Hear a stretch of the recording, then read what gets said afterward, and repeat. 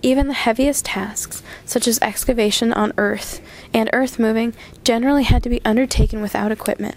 Although prisoners were quite literally starving, they were often forced to carry bricks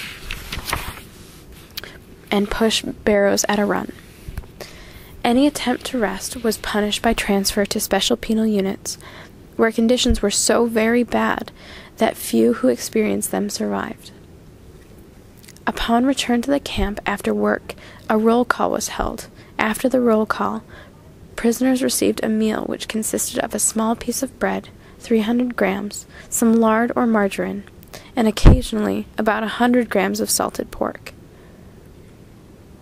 Prisoners who had missed the noon meal because they had been working so hard outside the camp were given a soup as well. Usually turnip or cabbage soup, but as it had been poured out at noon, it was as cold and tasteless pulp by the evening. Prisoners were totally at the mercy of the SS and could be sadistically punished at any time for infringement of the arbitrary camp rules. The usual punishment for infringements of this kind was 25 or more lashes with a whip. Prisoners working in the labor camp were always subject to summary execution. The principal sites in Auschwitz I where executions were carried out were in the cells of Block 11 and the courtyard between Blocks 10 and 11, the death wall. Political prisoners of the Gestapo were also sent here from Katowice for execution.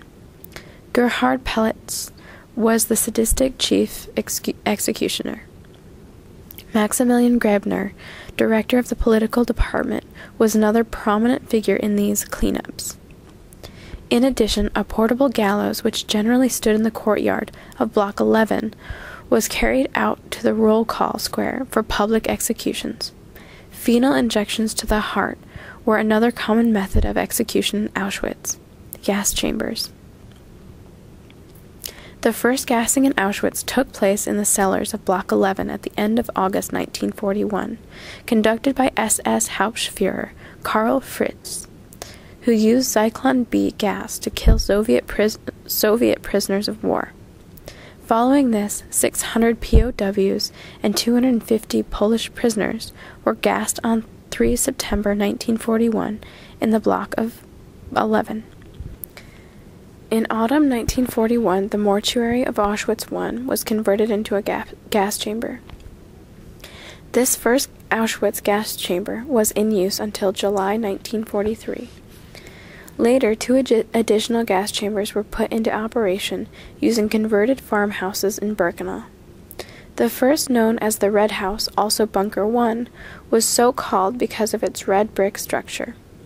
The first transport to be gassed in Bunker 1 was the Buthen, murdered on 15 February 1942. The second, known as the White House, also Bunker 2, was another whitewashed farmhouse, hence its name. Bunker 1 was divided into 2 gas chambers, Bunker 2 into 4. Initially buried in mass graves, from September 1942, the corpses of those gassed in these bunkers were exhumed and cremated. By late November 1942, over 100,000 bodies had been burned. Bunker 1 was dismantled in spring 1943. Bunker 2 ceased operating at the same time, but the bunker itself was left intact, to be brought into operation again in May 1944 during the extermination of the Jews of Hungary. It remained operative until November 1944, when all gassing was discontinued. Between March and June 1943, 4 very large gas chambers with adjacent crematoria were activated in Birkenau, Crematorium 2, 3, 4, and 5. Crematoria 2 and 3 were identical, with undressing rooms and gas chambers beneath ground level. Crematoria 4 and 5 were also of identical construction, but with undressing, gassing, and cremation carried out at ground level.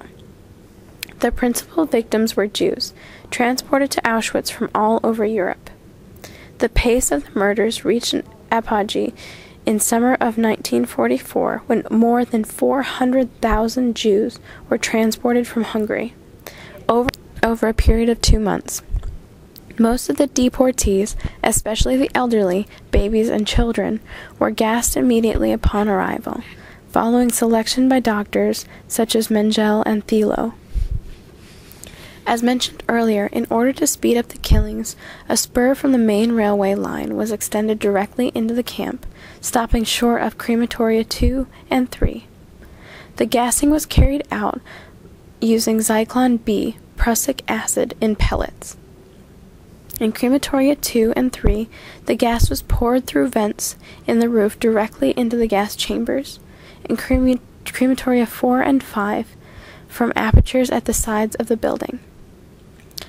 Sonderkommando testimonies state that victims with whom the crematoria could not cope were burned in the open air. Sometimes people were pushed into the flames whilst still alive. Conclusion. Himmler ordered the immediate dismantling of the gassing facilities after the Sonderkommando revolt in Crematorium 4 on 7th October 1944. In January 1945, about 58,000 prisoners were forced to begin death marches to the west due to the approach of the Red Army. Most of the prisoners died on these marches, which lasted for weeks. Those lagging behind were shot and left at the side of the path and roads. On 27 January 1945, soldiers of the Red Army entered Auschwitz and liberated 7,650 prisoners. These had also been earmarked for death had the SS had more time before evacuating the camp. Due to this lack of time, the SS could not destroy all buildings and structure, as had been done in Belzec, Sobibor, and Treblinka. Therefore, today's visitors at the Auschwitz Memorial can obtain a good impression of the former concentration camp, extermination camp. According to Franz Piper, the total number murdered at Auschwitz 1, 2, and 3 was approximately 1,100,000. Included among the victims were 1,000,000 Jews, 70 to 75,000 non-Jewish Poles, 21,000 Sinti and Roma, 15,000 Soviet POWs, and 10 to 15,000 persons from other countries. Research by Goetz, Ally, and Christian Gerlach suggests that the number killed was perhaps somewhat lower, with at least approximately 1 million victims, of whom about 900,000 were Jewish.